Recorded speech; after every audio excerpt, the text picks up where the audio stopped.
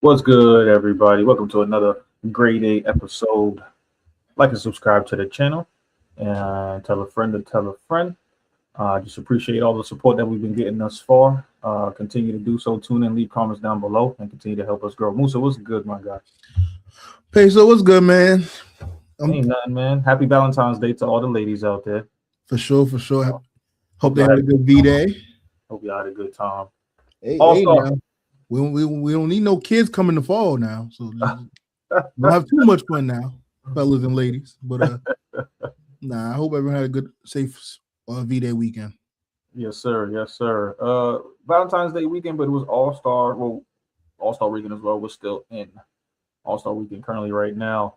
I know the dunk contest, 3 point contest was yesterday. Musa, how you feel about the showing so far in the All Star week?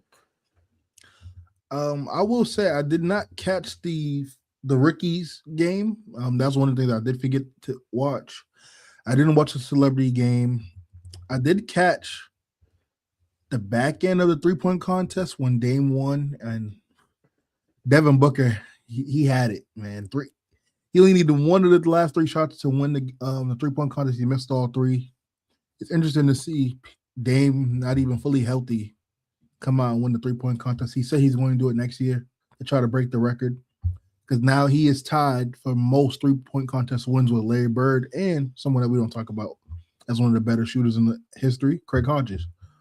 Um, so he's going to do it next year to try to break that record. I think it's good for the NBA community circle, man, because the dunk contest wasn't really what we planned it to be. But again, given the names that we had and all the dunks we've seen over the years, I wasn't expecting nothing for like 2016 or anything. But I would say it was solid for what it was.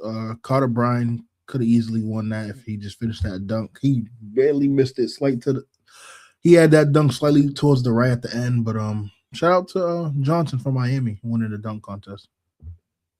Yeah, it kind of felt like a little too entertainment for me. Like once I seen E40 come out there, I'm like, okay, we know what this is about. It's in LA, so I It's ain't still mad cool. at it. Yeah, it's still cool just to have him out there showing respect for the city and stuff like that. Even though he from the Bay Area, I believe. Yep. Um, but no, it was cool. To be honest, like as soon as Jackson Hayes, I don't know if it was supposed to be between the legs that he was supposed to do at first, and then he didn't realize he was going to be able to get it, so he just put it up there. I'm not gonna lie, I kind of turned it off after that. It's just things is not the same. And then to piggy off of what you said, like when we've seen so many dunks in the past years, like especially from growing up as a young kid, seeing the Vince Carters and the Tracy McGrady's, and even back in the day before that, looking up highlights of like Dominique Wilkins and stuff like that. Then you got freaking Dwight Howard and what he was able to do. JaVale McGee, Yeah, using two so hoops. you know, I mean, for me to be honest, it just gets a little bit diluted. I mean, shout out to the guys that do make it and stuff like that. And but I just hope the NBA could like just tweak some things a little bit just to make it a little bit more competitive and stuff and less entertaining. Um, but I, as far as the 3 point contest, man, shout out Dame Lillard. yeah, I believe to go right back to the dunk real quick. I'm glad that Jace is okay because that was a hard fall he took during the dunk contest, hitting his head on the floor on the backboard, the lob. Glad he's okay. The passes wasn't the best. I think we should try to bring actual NBA point guards to make these passes and not someone that they work with on these dunks and routines. But that being said, man, I believe with Jackson Hayes, he has the athleticism to be in a dunk contest for sure. I think he has to get more credit because he's 7 foot, 6'11". So it's like you have to do things that's a little bit more surprising using your length and ability. Because, for example, McGee with the two hoops, try to get creative like that. He did do that between the legs, though, when he smacked the ball to his opposite hand and between the legs dunked it. That was nice, but because he's so tall, we don't appreciate it because how tall he is. But someone that's like Jace Richardson size, who's 6'1", if he would have did that, it would have been a guaranteed 50 because of his size and the bounce. And then with the white being around the same size, being able to leap the way he does, it looked a little different. So that was kind of the disadvantages Jackson Hayes had. Um, Carter Bryan should have won this dunk contest, but he just couldn't finish it in the championship round. I would love to have seen what Jace would have been like in the final round. I think he had some good dunks that he had up his sleeve, but we definitely needed Matt McClung. And after seeing him post his 4 dunks that he would have done this year, I'm kind of like am I lagging on your end? Slightly. I hear you, but it's a little lag. Now I got to check out Mac McClung's dunks. I didn't get the chance to look at them. But we know like the last couple of years. I don't know. I felt like did the NBA leave him out because he's been winning the last couple of years, or what is it exactly? Oh no, he declined to do it this year. Got it. I mean, hey, maybe that you win so much, you know. But as far as like the All-Star game, which is tonight, how do you feel about the new format that they got? All USA versus World format that they got. Hold on, give me 1 second because everything is just lagging. Yeah, I know. Let me join. Let me leave and join back in real quick. You good? I know they got 2 teams from USA, 1 team from international. It's gonna be pretty interesting. You got Giannis, you got Jokic. Luke, I believe, is hurt, so he's not in it right now. Yeah, it's gonna be pretty interesting.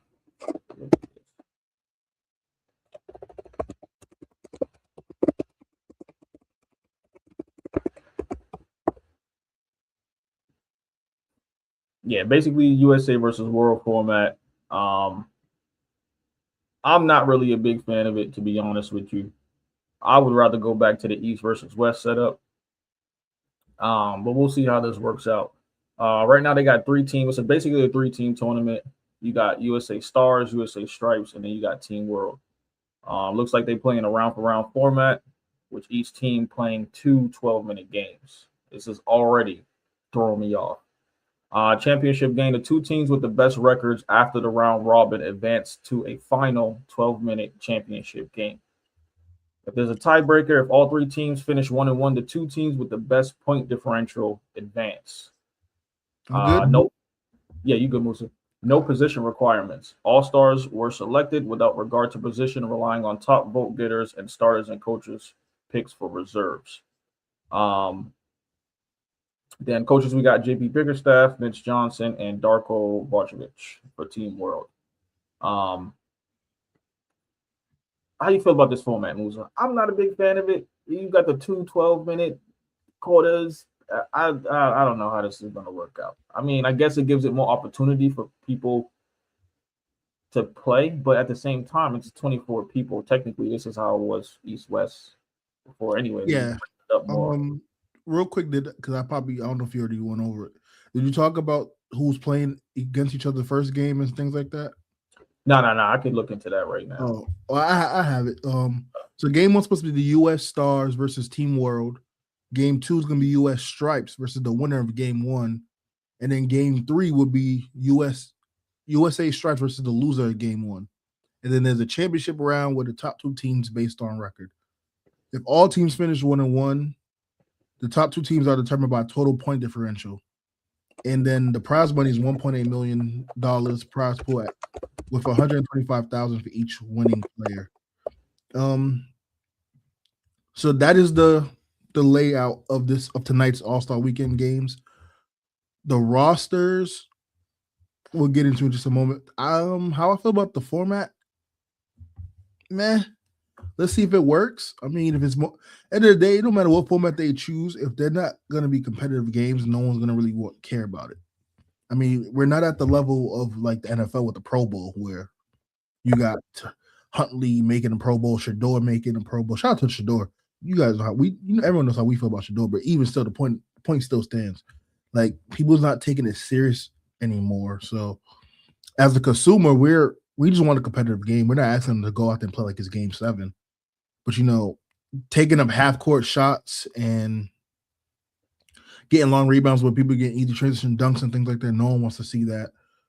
KD talked about that a little bit where he kind of called out Team World, like Jokic and Luka's words, they're not caring of the game, which is understandable considering the culture they come from compared to us live in America where we grew up on a culture where the 2001, the 2003 to 04 All-Star games was competitive. We come from that culture, so it's a little different for the Europeans, but still the same case needs to be said. Like we should make this more competitive game. Like the fact that I think it was last season, the season before, where they had 211 total points in an All-Star game, like that can't happen again. So we'll see how this format goes. If it works, cool, we can bring it back. If it don't, just honestly go back to the East and West. Cade Cunningham even mentioned that this weekend. Like he wants to experience that East and West feel, kind of like how he grew up watching. So Yeah, I definitely agree with it, but I do also feel like they're trying hard to really,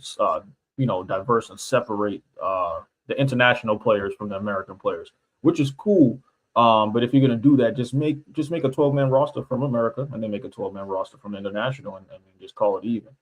so let me ask you a question with that, right?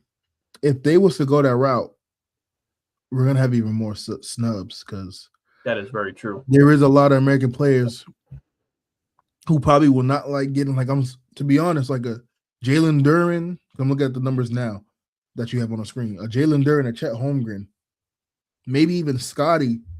Those guys probably won't even get in if we're just doing 12 of the top 12 of the best American players. However, which we'll talk about in a moment, we do have the All-Star fan vote, so that might help some of these players depending on the season that they're having and the market they're in.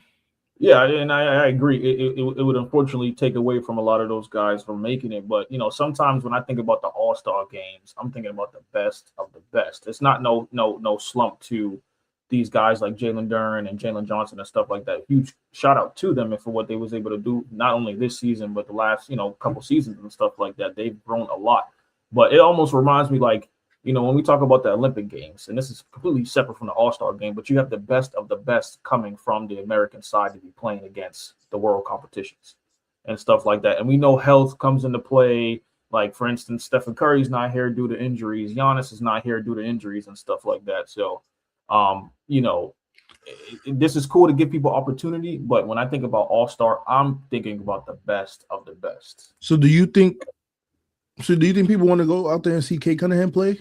I mean, absolutely, off of what he was able to do this season, especially from last season, Detroit being a number one seed and holding that down all season and stuff like that. So what about someone like Jalen Johnson, who's averaging 23, 8, and 11? To be honest, I think Jalen Johnson definitely deserves to go, but I don't think people really pay attention to the names nowadays. They may see the stats that, come on, the Hawks is not really on TV like that for people to really know who a Jalen Johnson is and what he really brings to the table. And to add to that point, where I'm kind of steering the conversation towards is, you are not wrong, but also people actually do care about the name value because people, and also they care about the style of play you have. The reason why I brought up Cade and Jalen because their style of play is not really pleasing to the casual fan. All-star material, yeah. Yeah, for me, it is because I've been high on Johnson and Cade. More so Johnson like the last few seasons when I've seen the progression, but Cade I've been high on since Oklahoma State. But when you have players like Jamal Crawford, Steph Curry, LeBron, KD, you want to see those players. Anthony Edwards. To a certain extent, you might even want to see Tyrese Maxey because of his style of play versus a Cade Cunningham. So I think that plays a role in it as well. Plus the market you're in, because let's face it, Jalen Brunson is one of the 12 best players in the East, in my opinion. I think it was last All-Star game of the season before. He didn't even make it. And he's in one of the biggest markets in the NBA in New York when it comes to fan votes and things like that. So I use that example to prove the point that I'm trying to make is sometimes it really just matters on the style of play and the name that you carry with that. Unfortunately. Loco, if you could get rid of one NBA team, which team would it be? I wouldn't get rid of any of the teams, actually. I would add teams. I'll tell you what team I'd definitely bring back. Seattle. Seattle should never lost their team in the first place. The only organization and shout out to Chilltown because I want this from him. Shout out to the OG. But that's interesting.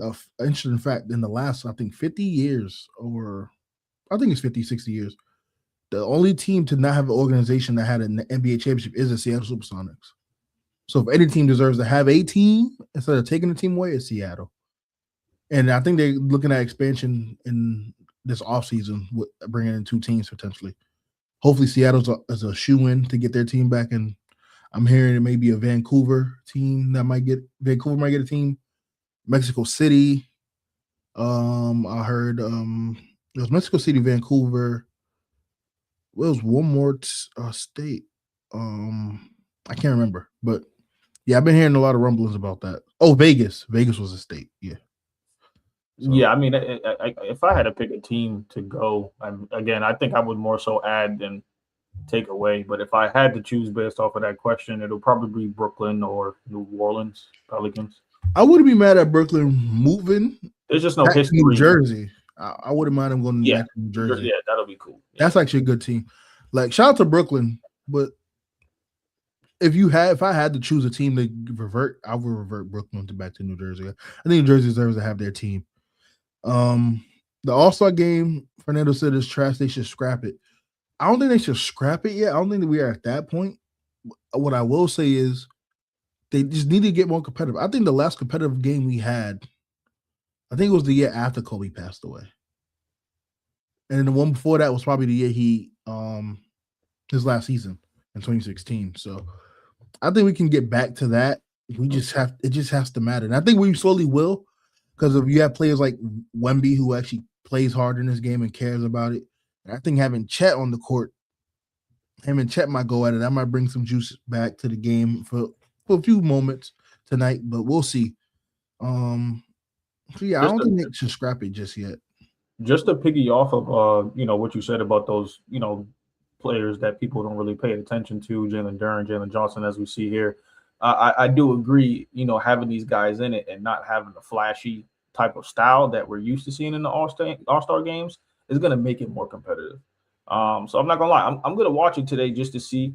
But, it's going to be pretty interesting. Let's take a look at the list of the rosters so far, though. We got the USA Stars. Their roster, we got Scotty Barnes, Cade Cunningham, Anthony Edwards, Jalen Johnson, Devin Booker, Jalen Duren, Chet Holmgren, and Tyrese Maxey with Coach JB Biggerstaff. Then we got the Stripes. We got JB, Jalen Brunson, both JBs, Kevin Durant, De'Aaron Fox, Brandon Ingram, LeBron James, Kawhi Leonard, Donovan I like that team. And Steph Curry, of course. He ain't got no big, but I do like that team. We got a couple of injury replacements, of course, with Coach Mitch Johnson. Then we got Team World. Denny Avdija, Luka Doncic. We got Jokic. We got SGA. Unfortunately, he's injured. He won't be making it. Jamal Murray, Norman Powell, which I actually forgot he's Jamaican. Pascal Siakam, Alfred Sengun, Karl Anthony Towns, Wembanyama, and Giannis. Also another injury that they have a great front court that actually stretches the floor too. I think this is going to be competitive. I honestly think that based on the rosters, I think it'll be competitive from all 3 teams. I'm just not sure if I will want to keep this. I'm happy for Denny Avdija. Danny getting in. I'm happy for him. He's been having a great season. But I guess if you was to pick a squad, I mean, that you think that would take it, who would you get?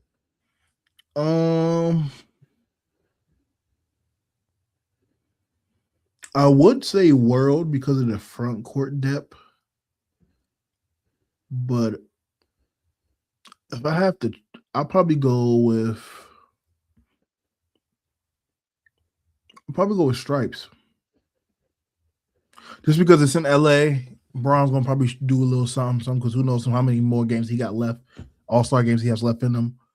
Kawhi is the hometown guy, especially he came in as an injury replacement, I believe, or he got voted in afterwards because he didn't make it initially. I don't know why they don't have that caveat under his name because he was not an initial All-Star reserve. I forgot how he got in by Adam Silver. I think he goes off nonetheless. Happy to see De'Aaron Fox get some recognition. I guess we probably get right into the snub part. I would have had mind seeing LaMelo get a nod. Just because it's in LA, he's from LA. It would have been nice to see him get some rep there, being a Chino Hills boy. An obvious name that I think would have been snubbed. I'm lagging again, it looks like. Oh no, I'm good. Another obvious snub probably will be Michael Porter Jr. Considering the fact that Pascal got in because of the record. Like Indiana's record is ass. It's awful. But Actually, forgot about him. Yeah. considering that he's in that record is the way it is, I'll probably say Porter Jr. could have got in with a similar record. So I am lagging again. I'm gonna leave and come back. Yeah. One name, what's good, Ace? One name, picking off the biggest snubs. Well, I'm not gonna say biggest snub, but I would have liked to see in the All-Star game was Cooper Flag. Really? His first rookie year? Yeah. I would have liked to see him there. He's been having an amazing season with Dallas. I mean, we ain't got to go over the numbers and stuff like that, but rightfully so. I mean, argue with me if you want. Everybody tuning in, like and subscribe to the channel, of course. But Cooper Flag, we already know after this season, he's probably going to be an all-star for years to come, consistently. I feel like my fault to cut you off. What takes away from that, those moments where they be like, you know what, because OKC is winning, let's elect this and this person.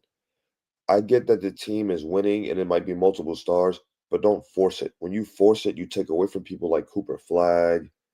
You take away from people like LaMelo, Michael Porter Jr., the people who's really been getting it out the mud, if that makes sense. Like that year, Atlanta had the best record. They put 4 All-Stars. Like, now you're forcing it. Granted, that was a unique team where there was no one identity.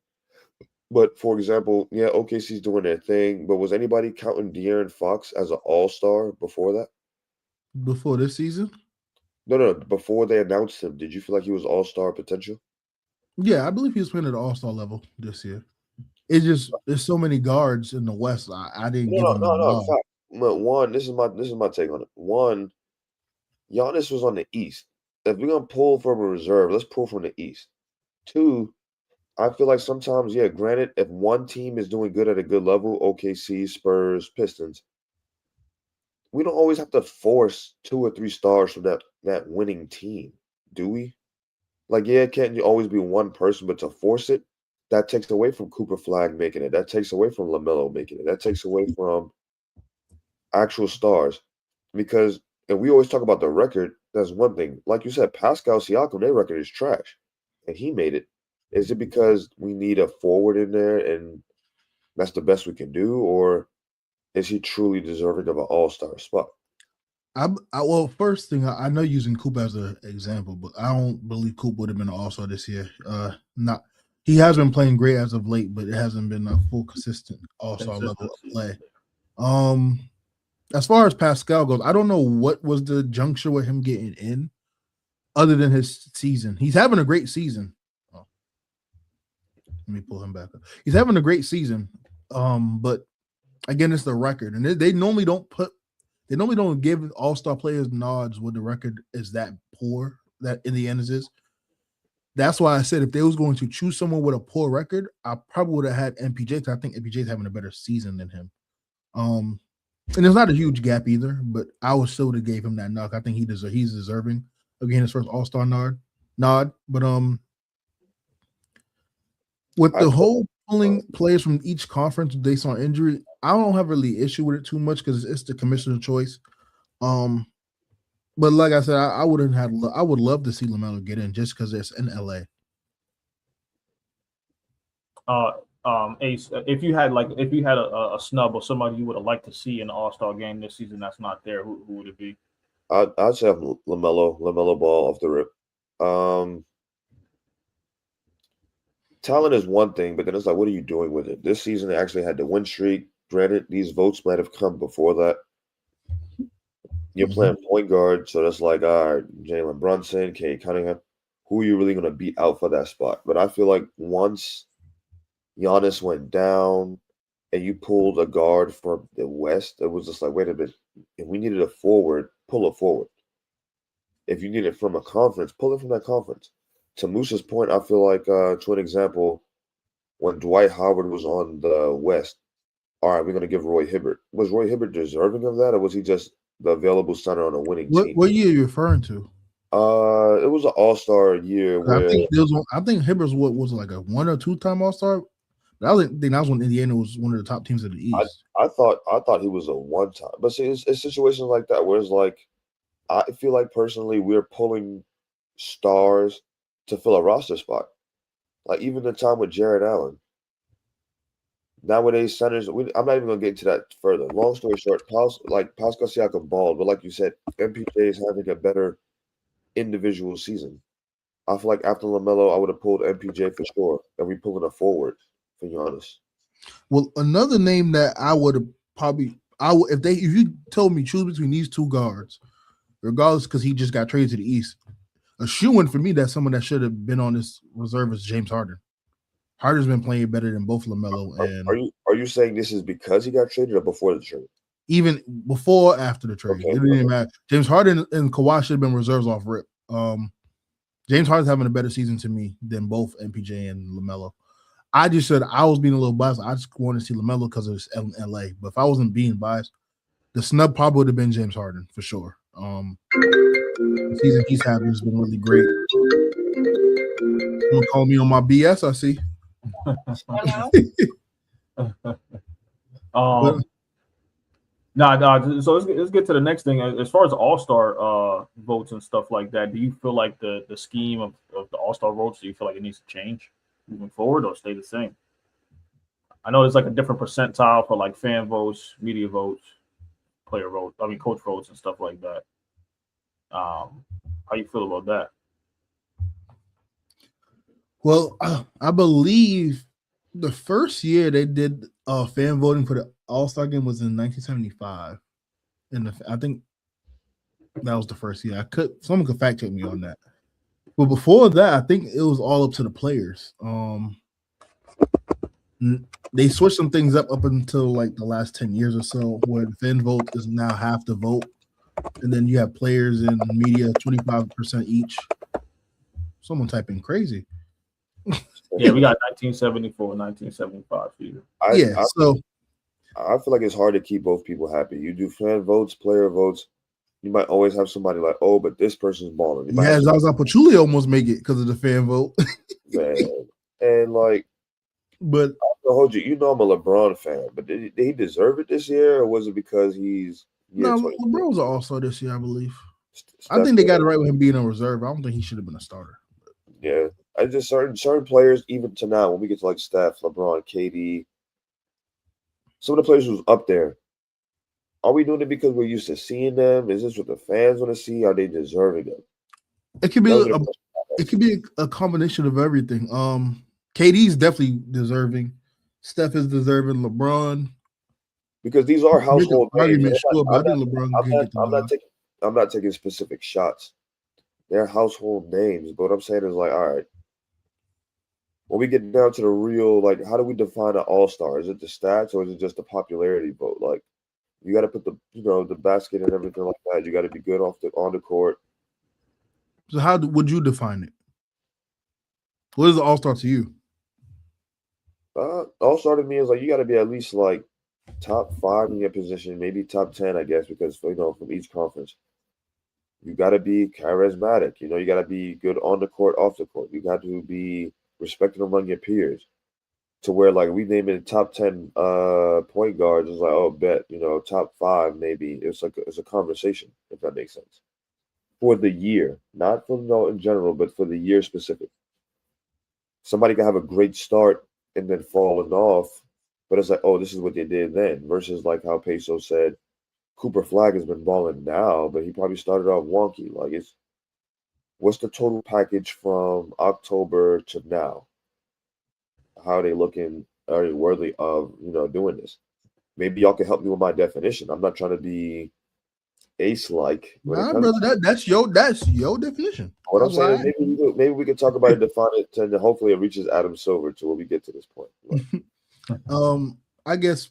Well, Peso, if you want to answer, what is an all-star in your eyes? Like, what is your all-star criteria when you're thinking about voting for an all-star?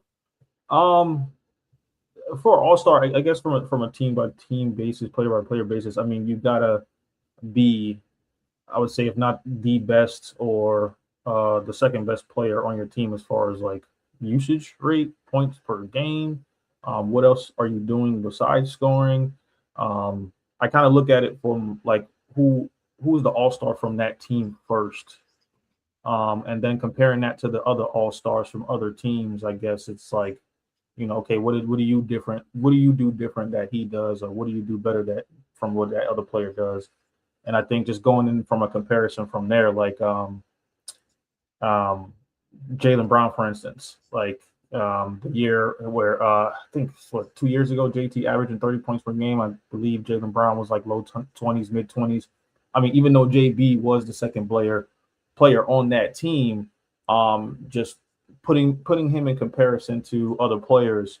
Of course, I'm not going to consider that. I would pick JT first, just based off a statistical standpoint and just what he was able to do for that team.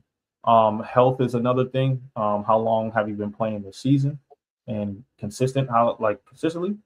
But I guess that would be my definition. I really put points on it because like we got Jalen Durham. He's averaging less than 20 points a game. But you got Detroit being a number 1 seed. I mean, the bigs in the East right now, you only talk about Joel Embiid, which is barely there. Jared Allen, which he's not what he really should be or what he used to be. So he rightfully so deserves that. So it's a case-by-case basis, but you got to be at least top 1, top 2, best in your team, and then I go comparison from there.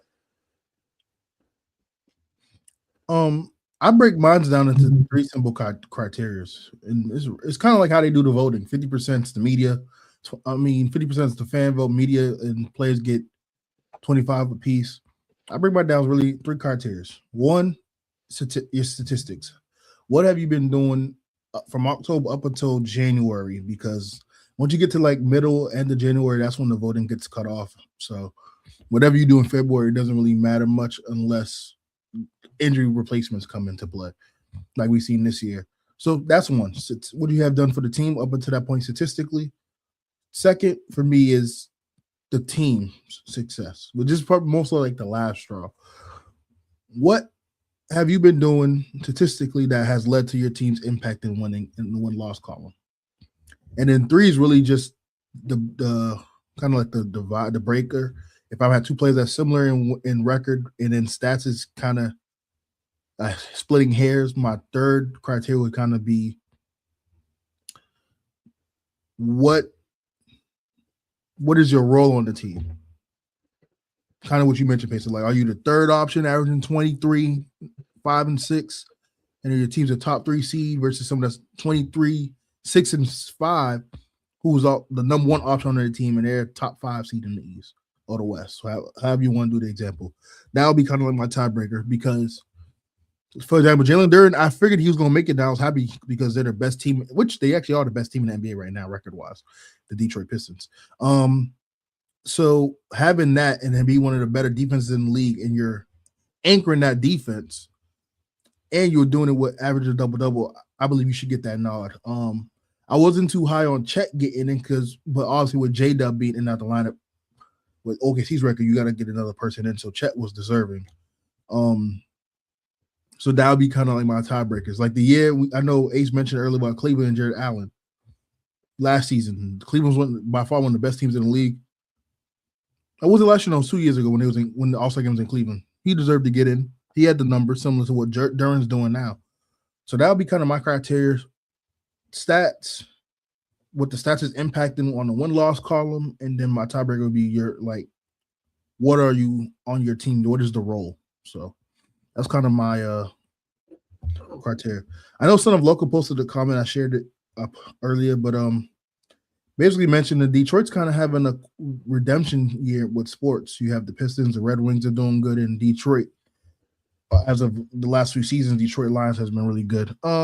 Detroit Lions. The last few seasons. Hold on now. We get that football talk. We ain't talking about no Lions right now. We ain't gonna talk about no Patriots either. But Detroit is on an upswing when it comes to sports. So shout out to Detroit, man. I think basketball is better when you have the Detroit Pistons being good. Same with when you got the Lakers, the Knicks, all the cream of the crop teams. That is a fact. LeBron James was selected as an all-star reserve for the Western Conference by the league's coaches. While he did not make the starting lineup due to a mix of fans, player, and media votes, the coaches selected him to extend his record-setting 22-second consecutive all-star appearance. how do y'all feel? I'm not saying this, but do you think that LeBron James made the All-Star game based off of reputation? Yeah, but he's also playing like All-Star, so All-Star reserve at least. But Yeah, I agree to that part.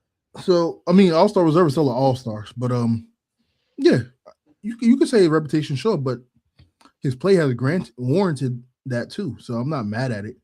Someone I would love to see get the nod because he's been having an All-Star season, and as far as the points per game, it's very similar, if not identical. Would have been Dylan Brooks. Dylan Brooks very well could have been All-Star this season. In stretches this season, he's been their best player in Phoenix. So shout out to Dylan Brooks, man. People get on him about his antics and things like that. But I always said you needed Dylan Brooks on your team. And it shows. What was that?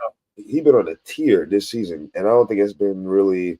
You went from being known for only just defense, Hayes and LeBron, to really scoring. Like, I don't think people understand. Like you said, I agree with you. Dylan Brooks going from whatever he went to in Memphis Rockets to 21 points a game with Devin Booker. Yeah. It doesn't surprise me because watching him at Oregon, I knew he could score the ball. Him and Peyton Pritchard on the Oregon runs was a great combination. Was the other talent they had on that team. So him being able to score the ball was never an issue for me. We all know he was a 3-and-D guy, but being in Phoenix where you get more opportunity to kind of show what you have built upon for the last 4 years now that he's been in the league, 5 years. It's really good to see. And Phoenix is in the mix. And one thing we can't say, everywhere he goes, they win and they improve somewhere. That's what I said. I think Dylan Brooks is needed on every team. You need that Dylan Brooks. To Peso, to your point, I feel like LeBron got it for the nod. The nod, the face, the combination of his age, like, all right, you're still hooping like this. We respect it. That's a great basketball mind. So, I see that. But I feel like he got it partly for the reputation, yes. Real quick before we move on, do you guys think, and I'm not too sure if he will be qualified, but do you think he makes like all NBA teams this year? Dylan Brooks? No. LeBron James. Oh, I don't think he's gonna qualify.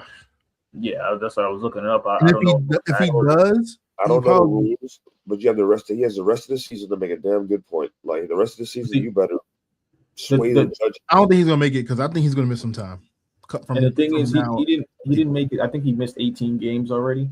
With making his debut from I think mid-November this season. Yeah. And I think for him to qualify with the 65-game rule that they got in place, he might not make it this year. And to Moose's point, I do think he may, kind of depending on where the Lakers are, especially in the standings, he's probably going to take some time off. I will say this: if he was to make it, it will be third team for sure. It wouldn't be nothing higher, and even that. Is LeBron playing like a top 15 player? No, I don't think he is. But yeah, if he was to make it, like I said, it would be the third team at best. But yeah, I think he's gonna miss time. I don't think Jokic is gonna make it because he might, if he misses maybe a handful more games, he might not be eligible either because he missed so much time with. I feel like Jokic will definitely make it. From what he's done this season, he'll make it. LeBron, the game he's played though. Because I think he's a few games away from being ineligible because of the injury. Like LeBron can make up for it with the rest of the season. Like from here on out, if LeBron really balls out, do what he got to do.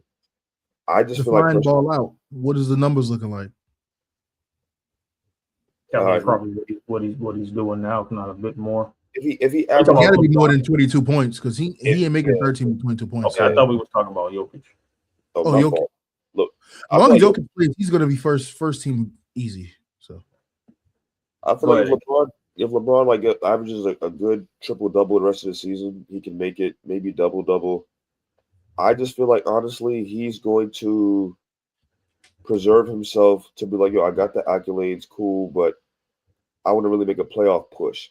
Luka's going to take care of everything. Let me show up here and there to get the rhythm good, and that's it. If he makes All it, LeBron got to do is be the third option like he's been all season. Because to be honest, he hasn't been the second best player. It's been Austin Reeves. yeah, but see, Reeves Austin Reeves been in and out of the lineup. Luka, so they all take turns. They all miss time. They all take turns scoring and showing up, which is cool. That's what it's a teamwork. But however, I don't think he's going for the All-NBA. I feel like he's really trying to go for the playoffs and save and load manage on the court. Now, do I feel like it's going to work? We'll see. Somebody just said second round exit. That may be possible if they don't step it up. So I will say if he wasn't injured for that long period of time, Austin Reeves would have been an All-Star shoe and lock this year, and he probably would have been an All-NBA because he was playing at that level. Triple double, 51 points. Yeah, AR 15. Yeah, which is beautiful because that helps LeBron. To your point, LeBron's resume is what it is. He ain't that much else you can add, but some couple sprinkles here and there, maybe some caramel, whip, whatever you want to do. But his resume is set pretty much locked, other than the championships. So if he doesn't make an All-NBA, whoop-de-doo. I think he's more prioritized in his health for, like you said, Ace, the long run for the playoffs.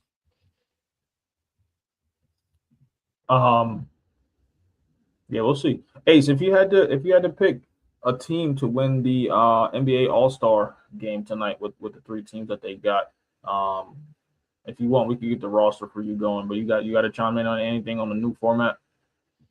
What is the format? World, USA, and what's the third team? USA Stars, USA Stripes, and then you have Team World. Also, while we're on All-Star Weekend, while he's looking at the teams, shout out to Team New York, Team Knicks, that won the Shooting Stars Challenge. Jalen Brunson, Karl-Anthony Towns, and Allen Houston, man. Still got that jump shot. Still looks as pure as ever. Shout out to VJ Edgecombe winning the MVP for Rising Stars Challenge as well for Team Vince Carter. So I hate to be that guy. I just feel like whoever cares the most is going to win. You're going to have people like, for example, Steph Curry's out. LeBron's not really been going as hard. I'm gonna pick the team with the younger stars who cares. So like I got Team World winning it. Yeah, Team World's front court. I mean, to Moose's standpoint, it's looking pretty deep. I'm gonna go Stripes though, like I said earlier. I think because it's in LA, I think Stripes could show up, but it's like, all right. Then on a side note, I like how Adam Silver is trying to make the All-Star game competitive. He's trying to come up with a strategy so where teams can't tank and sit out as much. Hopefully, I look forward to seeing that to where we have a full competitive NBA from the beginning to the end of the season or something like that.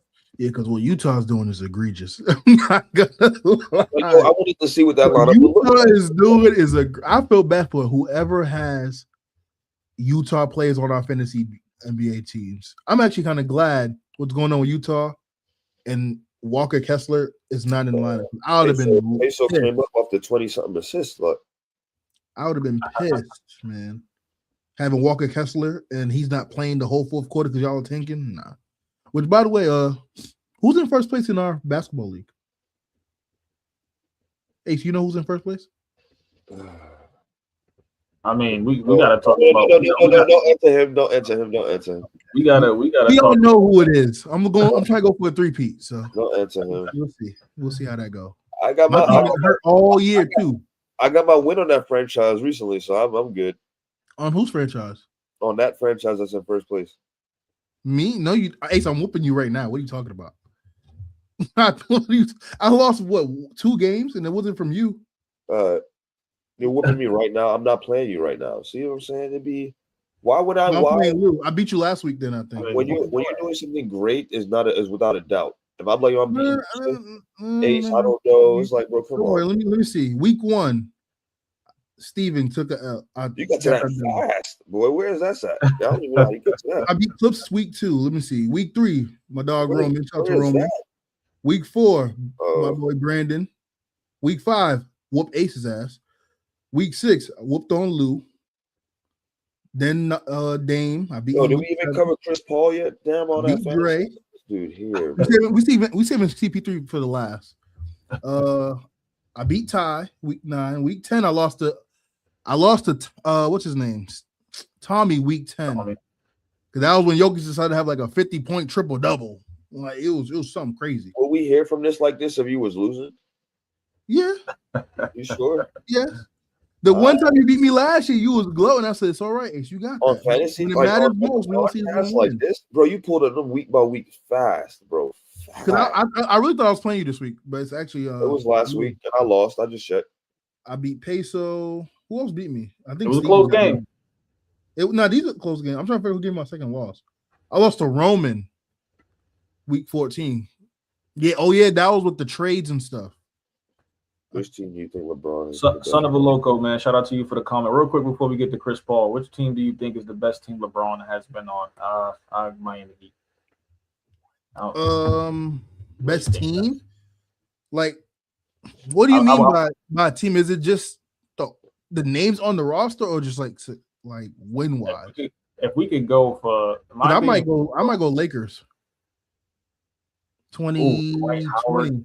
DeMarcus Cousins, Rondo, Anthony Davis, Bradley. I might go 2020 if I'm thinking about it.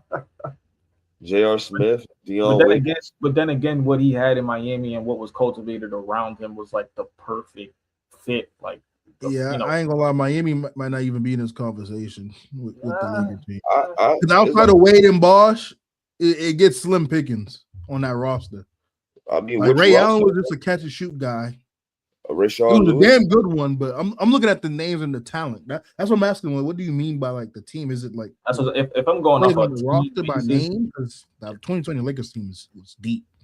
Yeah, off a team basis, I just like what Miami had cultivated around the big three down there. It fit well around Chris Bosh's game, Wade's game, LeBron James' game. You take one out, keep two in. I will say I think the best play he ever played with was Kyrie.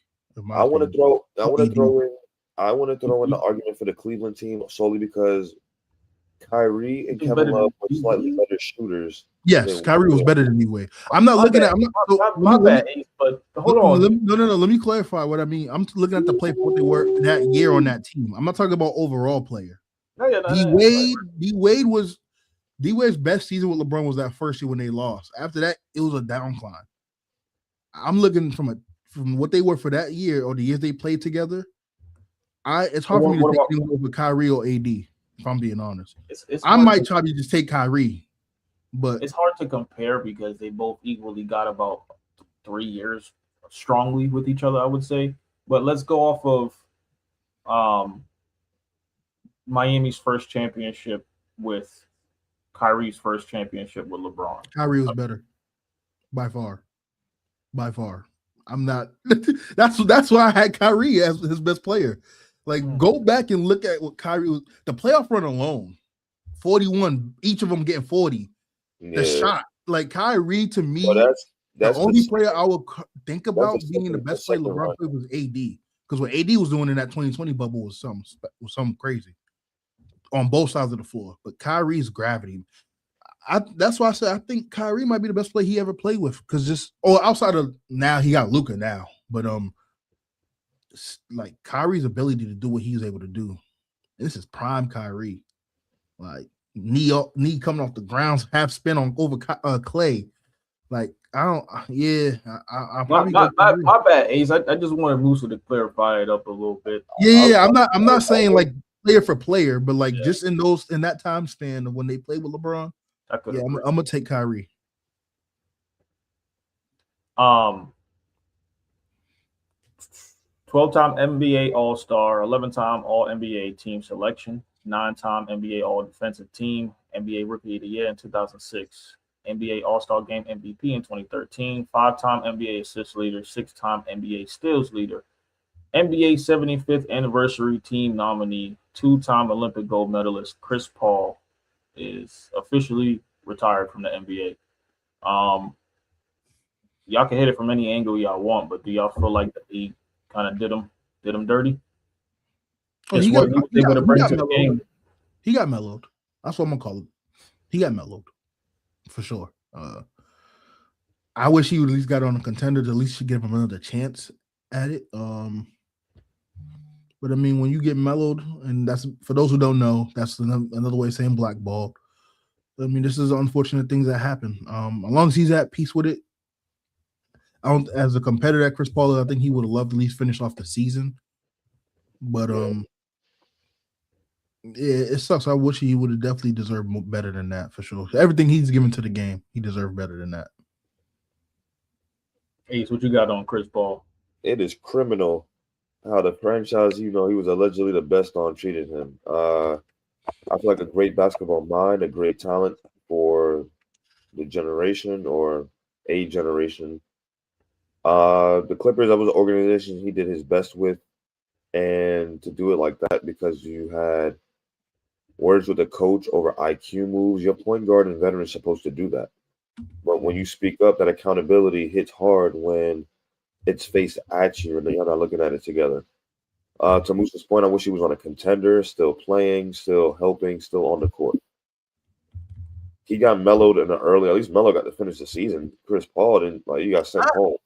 But remember what it took for Melo to even get to a season after a while. Yeah. Because the Rockets, OKC, even Portland. I feel like Portland was the best fit. He should have stayed there. Woulda, coulda, shoulda. That's just me. To where Chris Paul got traded to Toronto, and it was like, yo, he could just stay home. I was just like, yo, that's me personally. I feel like I hate to say it. I crack my jokes on Melo versus Rondo versus Kyrie, but I feel like not Melo, CP3.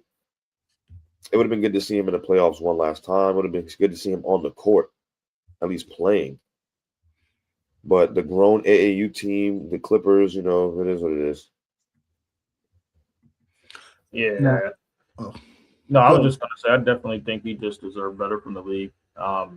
He definitely top 75 in my opinion.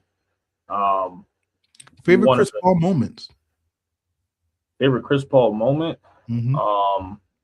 I can't really say a specific moment that I had that was but my favorite times watching Chris Paul was, remember the teams he had with David West down there in New Orleans. That was like one of my favorite times watching him. I remember when I first started really playing 2K like that, I think New Orleans was like one of my favorite teams to be playing with just because of Chris Paul.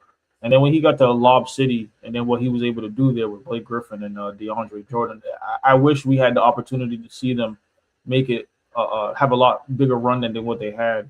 But that to me was like my favorite times, like really watching them. My top moment or favorite moment, not to even copy the Lob City, woulda, coulda, shoulda, when he got to Houston with James Harden, and where even if they had on the court beef, James Harden sitting out, oh, I'm gonna help beat the Warriors. Together, they're gonna beat the Warriors. Like, he's gonna give it his all with or without James Harden and really compete. He's not the tallest, the most athletic, but like I said, his basketball mind to set the floor, set the dinner table for his teammates and himself was great. Second to that is when he had the game on the Clippers when he didn't miss a shot from threes, layups, mid-range. I went 100% the whole game. Straight buckets. Yeah, man. I just wish he would have at least got a farewell tour. That's one thing I expected to come with Chris Paul. I didn't expect him to go out like this. I'll be right back. I didn't expect him to go like this. And last but not least, Ace, if you had a team lurking that nobody wants to see in a 7-game series, who would it be? Or any team you think that may be going to come up and they don't want to see in a 7-game series? Doesn't matter the conference. Either or. Yeah, I don't know what's up with my Wi-Fi, but there's so many. Because he played in the league so long, there's so many moments that I remember. I'm lagging again, it looks like. Okay, I'm good. I'm good now. I don't know what's going on with the Wi-Fi over here, man. But honestly, I'll start with the most recent run when he had Phoenix. That playoff run with Phoenix. I mean, the way he closed out the Clippers with 41-8, that was, man, Chris Paul was on one. Another one that might not get talked about enough, but his surprise playoff run he had with OKC, which Shea was on that team, Lou Dort was on that team. He was traded to OKC to kind of like waste away, and he was able to help pull them into at least a playoff run, a little first round. Then the Clippers run. Also, you mentioned Lob City, but remember, I forgot what year it was. But remember when he went on like a 28, 27 game double streak? Like TP3 was on. Then his career high in New Orleans, where he had the 43 points and he had the career high in 21 assists. Like, there's so many moments. There was also, I actually forgot about the Phoenix game where I think he had like 40 points against his old team against the Clippers to advance. Yeah, that's what I was talking about. And he had the 41 and 8. Yeah. And then who can forget the playoff? I think it was second. It was the second round. No, it was the second round. It was the first round, I think. I don't think they made it to the conference finals with the Clippers. No. And he was there at least when he had that game 1 against San Antonio in LA. Yeah, I gotta look back on that one. That was one of my favorite moments. But yeah, I definitely do remember that Phoenix run. I actually talking about it and just forgetting that Phoenix made it that year. But yeah, that 40-point game against his old team was classic. I definitely think he deserved more though. I gotta ask a tough question. Is he top 5 all time point guards? Nah, I'm not gonna look top 5 all time. Nah, ain't no disrespect to Chris Paul. Ace, is he top 5 all time? Top 5 all time point guards? No. I'm gonna run off some names. Let me give my personal 5. Okay. I'm gonna go, and this is not. I'm gonna do this in order, just for the fans and everybody watching. Fuck it. This is my preference. I'm listening. I'm gonna go Magic. I'm gonna go Steph at 2. I'm gonna go Oscar Robertson at 3. Okay. 4, I will put John Stockton. And just because of what he did to Michael Jordan, not him specifically, but him getting over that hump against MJ, I put Isaiah Thomas at 5. If I had a 6, I'll put Chris Paul. Between Chris Paul and Steve Nash. Interesting. Okay. I'm gonna let y'all do this. I'm gonna run off some names, but Ace, do you have a top 5 all-time PG? It don't have to be in order because Pace will do it in order.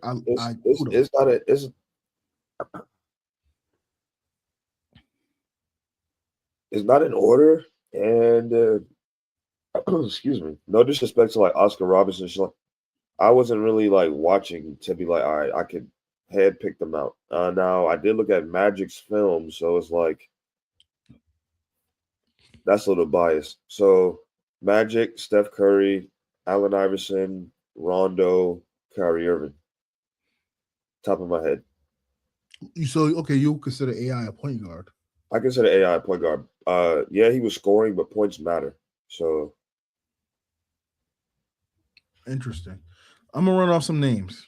If I don't put Allen Iverson, Tony Parker.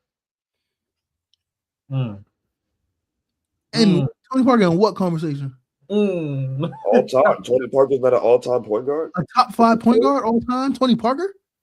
Like I said, without copy and paste or naming Isaiah Thomas, Oscar Robertson, Tony Parker with a Finals MVP.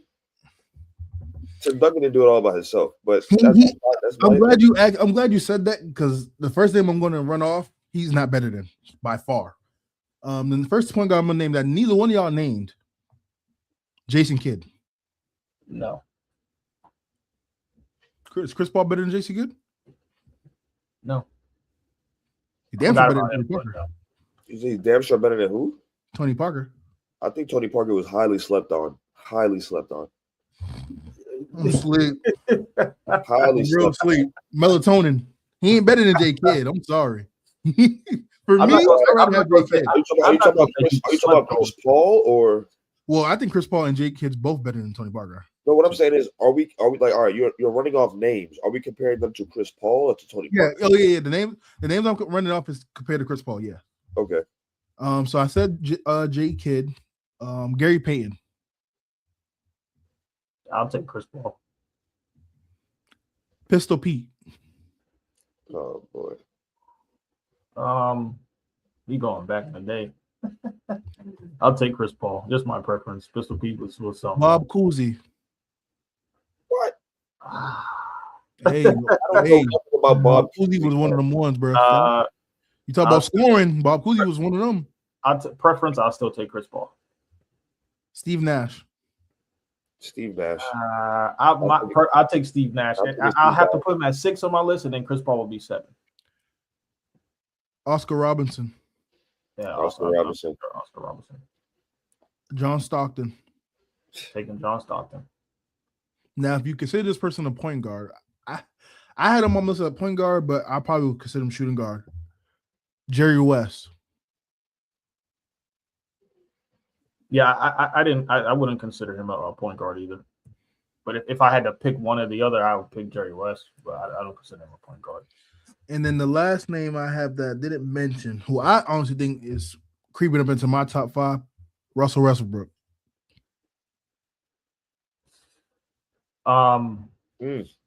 Russ is, people might not want that conversation, but Russ is slowly creeping up into that top 5 PG realm.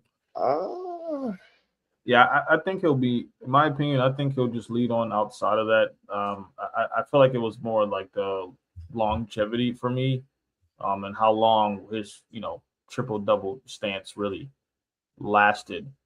And not to like discredit him of what he brought to the game and from an athletic standpoint. But definitely, top 10 for me, in my opinion. I wouldn't put him top 5. Now, the names I ran off I forgot what this was made a long time ago. But those names I gave you guys on the point guard positions, the ones I had on my list when we did this a long time ago. So that's why I was asking the question. Obviously, this would be revised if I had to do it right now. But I just wanted to share where I was pulling the names from. So are you going off of regular season and whole body of work? Whole body of work. The entire body of work. Because, like, not to be like, for example, Derrick Rose is one of the best would have, could have, should have talents. He has an MVP. I would have put him over Chris Paul. To DeMarcus Cousins' point, when he was on a podcast, he was like, Russell Westbrook has an MVP. He has made it to the finals and things of that nature. So is that, like, you see what I'm saying? To really sit down and if we really sat down and got a homework of team success, whole body work individually, and then come back and be like, all right, these are the top 10.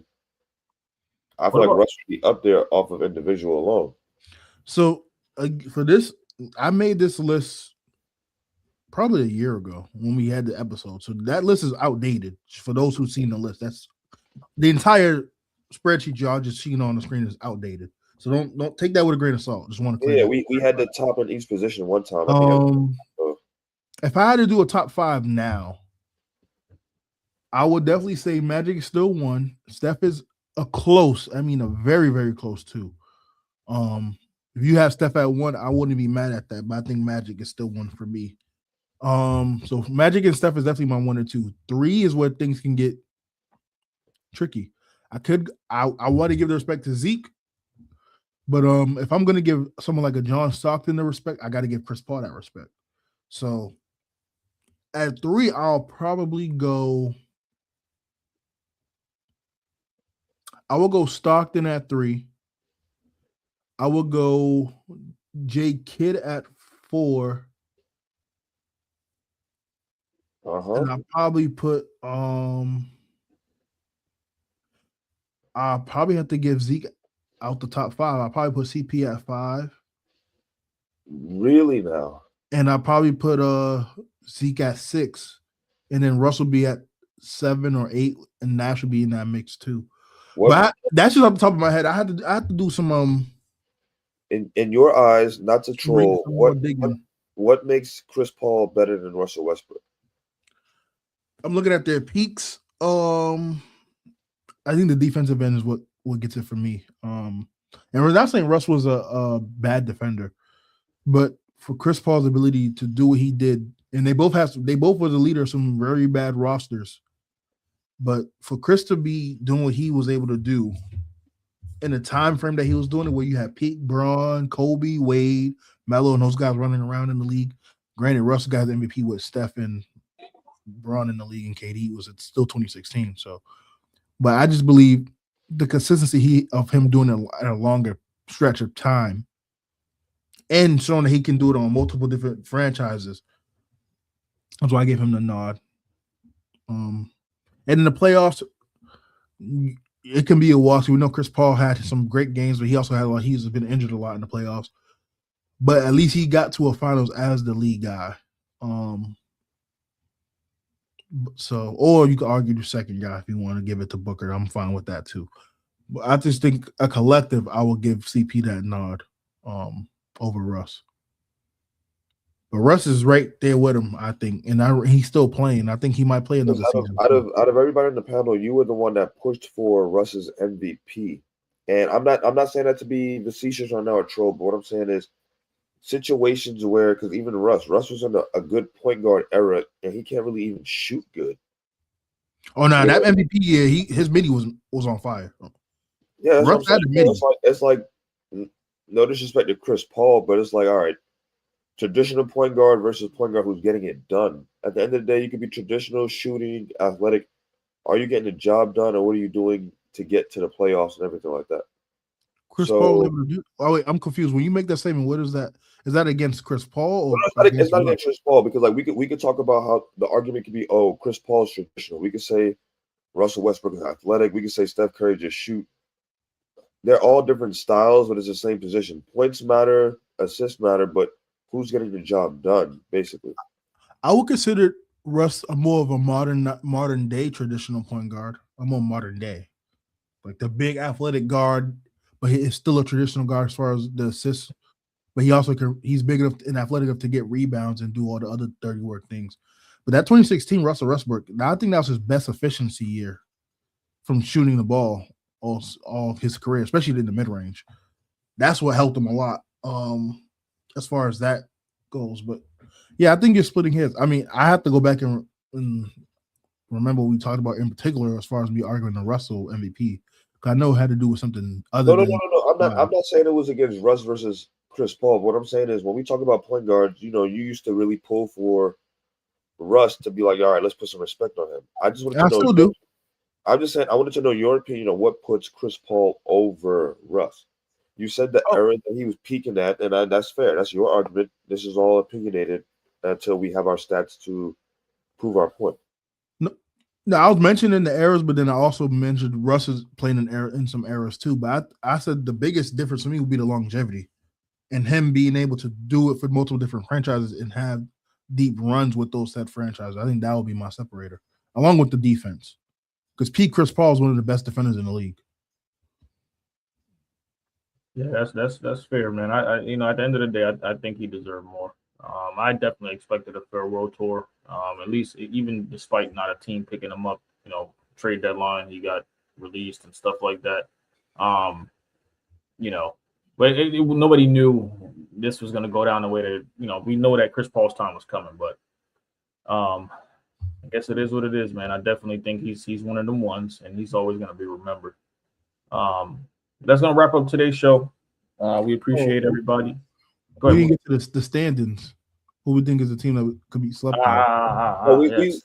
We was talking about that. You interjected. I'm gonna just quickly say I feel like the run that I'm gonna just say the Hornets only because they can be an AAU team, but it can be locked in and focused, young energy, people that's different. In a 7-game series, they might surprise you, and that's my Eastern team. Oh, you're talking about today? I thought you talking about Chris Paul still. So you think the Hornets is one of the teams that can surprise somebody? I feel like the Hornets can surprise somebody, but like basketball could be a game of runs. I'm looking at teams that's outside of the 8, so anybody 9 down. That's what I'm looking at. I don't even want to dive into it. I realize we're short on time. However, I would say Hornets, and then for the West, if it's outside of the top. Yeah, so it was basically like the teams lurking right now that nobody wants to see in a 7-game series. So this is like not even just out of the usual 8, but in general. Yeah. I'll say Phoenix. Phoenix, for some reason, to me, has been slept on this season. I thought they was going to be good. I didn't think they'll be playing. Playing is playing. But I didn't think they were going to be a playoff team. But I thought they was going to be pretty good to watch with the additions they had. Yeah, I could agree. My pick from the West was going to be Phoenix. My pick from the East was either between Charlotte and the Hawks. But even with the latest moves that they made and Porzingis not being there, Toronto was another. Even though I think they're the fifth seed right now in the East, Toronto was another team that I think would be pretty scary in the playoffs. Yeah. One honorable mention team I have in the West, and that's pertaining to health. Obviously, Jimmy Butler is not coming back for the rest of the year, but Porzingis is finally get rid of this sickness he has. I think him and Curry, along with the system that they run over there with Draymond, they can give some teams some problems. Because this is Golden State's probably first real rim protector since Bogut. So I think they can be scary if they're healthy. So that's an honorable mention. But the team I'll probably choose in the West right now, I'll probably go to Clippers. They've been on a tear as of late, going into the break. When's Darius 6-4 in their last 10, but with the trades they were able to make, getting a little younger, I think that might help them a lot. And Kawhi's been healthy all year for the most part, which is really good to see.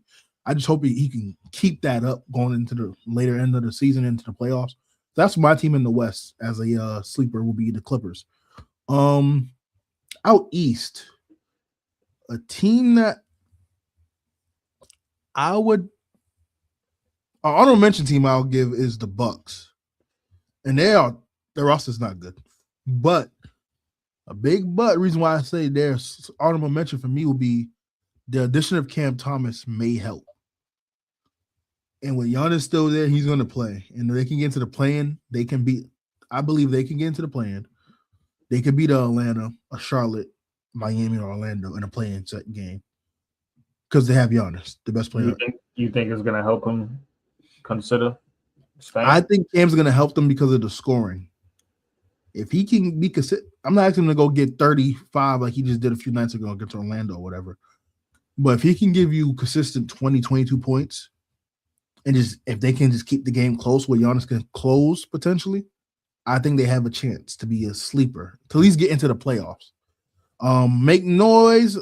I mean, they'll probably have to play Detroit. As I'm looking at standings now, maybe Detroit, Boston, New York. Man, I don't know if they can win those first round matchups. That's why I have them as an honorable mention. My overall team, I think that will make noise though. Philly actually could do something. Philly might be able to do something. Percocet, Paul George got to. With Joel playing the way he's been playing to end off the All-Star break, and now he's just getting back healthy. You have Maxey doing what he's doing. VJ is fearless. No, hold up, Musa. Choose one, man. You doing all this? No. Listen, brother. Use your ears. I said an honorable mention. Choose one. You dragging. I am choosing one. Let me talk. I'll let you land. Right. Let me land. Thank you. As I was saying, you're still flying, boy. Choose one. As I was saying, Mr. Pilot, the team I'm picking is Philly.